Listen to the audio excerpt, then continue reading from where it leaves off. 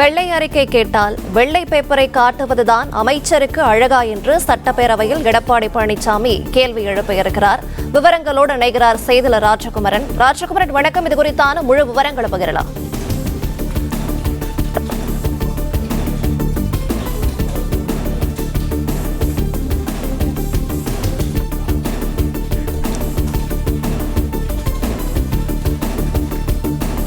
தொழில் முதலீடுகள் குறித்து வெள்ளை அறிக்கை கேட்டால் தொழில்துறை அமைச்சர் வெள்ளை பேப்பரை காட்டுகிறார் என்றும், வெள்ளை அறிக்கை கேட்டால் வெள்ளை பேப்பரை காட்டுவதுதான் அமைச்சருக்கு அழகா என்று சட்டப்பேரவையில் எடப்பாடி பழனிசாமி கேள்வி எழுப்பியிருக்கிறார்.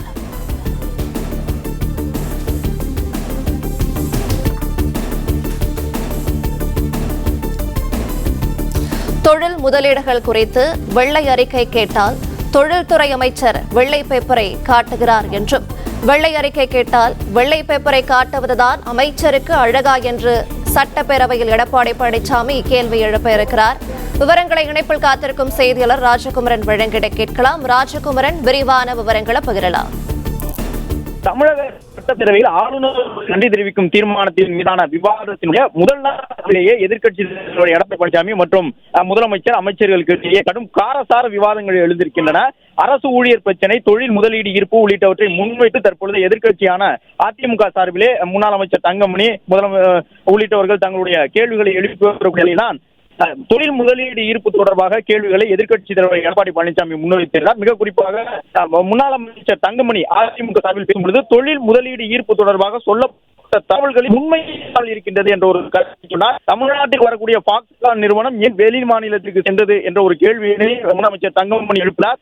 ஆந்திர மாநிலம் எப்படி வெளிநாட்டு முதலீடு இந்தியாவிற்குள்ள 100 ரூபாய் வந்தால் 27 ரூபாயை ஆந்திர மாநிலம் கைப்பற்றி விடுகின்றது என்பதையெல்லாம் சுட்டிக்காட்டி கேள்வி எழுப்பியிருந்தார். அப்பொழுது முன்னாள் அமைச்சர் தங்கமணியை இடைமறித்து முதலமைச்சர் மற்றும் தொழில்துறை அமைச்சர் டிஆர்பி ராஜா ஆகியோர் ஒரு சில கருத்துக்களை சொன்னார்கள். அதன் பிறகு எதிர்க்கட்சி தலைவர் எடப்பாடி பழனிசாமி எழுந்து கடந்த காலங்களில் ஜெர்மன் பயணத்தின் போது முதலமைச்சர் சொல்லியிருந்தார், நாங்கள் மேற்கொண்ட ஒப்பந்தங்களிலே கிட்டத்தட்ட 75% ஒப்பந்தங்களை எல்லாம் நடைமுறைக்கு கொண்டு வந்து விட்டோம் என்று ஜெர்மனுக்கு பயணம் செய்த பொழுது முதலமைச்சர் கூறியிருந்தார்.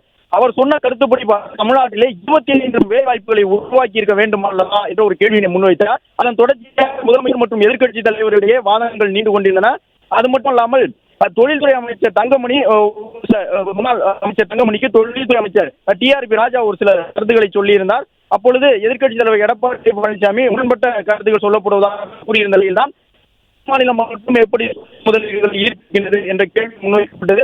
எத்தனை பேருக்கு வேலை வாய்ப்பு வழங்கப்பட்டிருக்கிறது என்ற தகவலை தான் தொடர்ந்து கேட்டு வருவதாக எதிர்க்கட்சி தலைவர் எடப்பாடி பழனிசாமி ஒரு கருத்தை முன்வைத்தார். ஆனால் வெள்ளை அறிக்கை வெளியிட வேண்டும், இந்த ஆட்சி அமைந்த பிறகு எத்தனை ஒப்பந்தங்கள் போடப்பட்டன, அதில் எத்தனை ஒப்பந்தங்கள் நடைமுறைக்கு வந்திருக்கின்றன, எவ்வளவு வேலை வாய்ப்பு உருவாக்கப்பட்டிருக்கின்றது, எத்தனை கோடி முதலீடு உள்ளே ஈர்க்கப்பட்டிருக்கின்றது என்பதையெல்லாம் வெள்ளை அறிக்கையாக வெளியிட வேண்டும், இதுதான் நடைமுறை. ஆனால் நான் வெள்ளை அறிக்கை கேட்கும் போதெல்லாம் உள்ளே இருக்கக்கூடிய அமைச்சர் தொழில்துறை அமைச்சர் டிஆர்பி ராஜா வெள்ளை அறிக்கை தானே வேண்டும், இதோ பார்த்துக் கொள்ளுங்கள் என்று வெள்ளை பேப்பரை எடுத்து காட்டுகின்றார். இது ஒரு அமைச்சருக்கு அழகா என்ற கேள்வியினை எதிர்க்கட்சி தலைவர் எடப்பாடி பழனிசாமி முன்வைத்திருக்கிறார். ஏனென்றால் தொடர்ந்து செய்தியாளர் சந்திப்பின் மூலமாக தமிழகத்திலே தொழில் முதலீடு ஈர்க்கப்பட்டதாக சொல்லப்படக்கூடிய தரவுகளுக்கும் உண்மைக்கும் வித்தியாசம் இருக்கின்றது. இந்த அளவு முதலீடுகள் ஈர்க்கப்படவில்லை, வேலைவாய்ப்பு உருவாக்கப்படவில்லை. எனவே வெள்ளை அறிக்கையாக வெளியிட வேண்டும், இந்த ஆட்சி அமைந்த எத்தனை ஒப்பந்தங்கள் மேற்கொள்ளப்பட்டு வேலை வந்திருக்கிறது என்பதையெல்லாம் தெளிவாக குறிப்பிட்டு சொல்ல வேண்டும், அதுதான் வெள்ளை அறிக்கை என்று குறிப்பிட்ட கேள்வி எழுப்பியிருந்த நிலையிலே ஏற்கனவே தொழில்துறை அமைச்சர் வெள்ளை அறிக்கை தான் தொடர்ந்து கேட்டுக் கொண்டிருக்கின்றார்கள், இதுதான் வெள்ளை அறிக்கை என்று வெள்ளை காகிதத்தை எடுத்து காட்டியிருந்ததாக குற்றம் சுமத்தி தற்பொழுது எதிர்க்கட்சி தலைவர் எடப்பாடி பழனிசாமி ஒரு அமைச்சர் தொழில்துறையில் இருக்கக்கூடியவர் வெள்ளை அறிக்கை வேண்டும் என்று கேட்கும் பொழுது வெள்ளை பேப்பரை எடுத்து காட்டுவது அழகா என்கின்ற ஒரு கேள்வியை முன்வைத்து தொடர்ந்து காரசாரமாக விவாதங்கள் நீண்டு கொண்டிருக்கின்றன.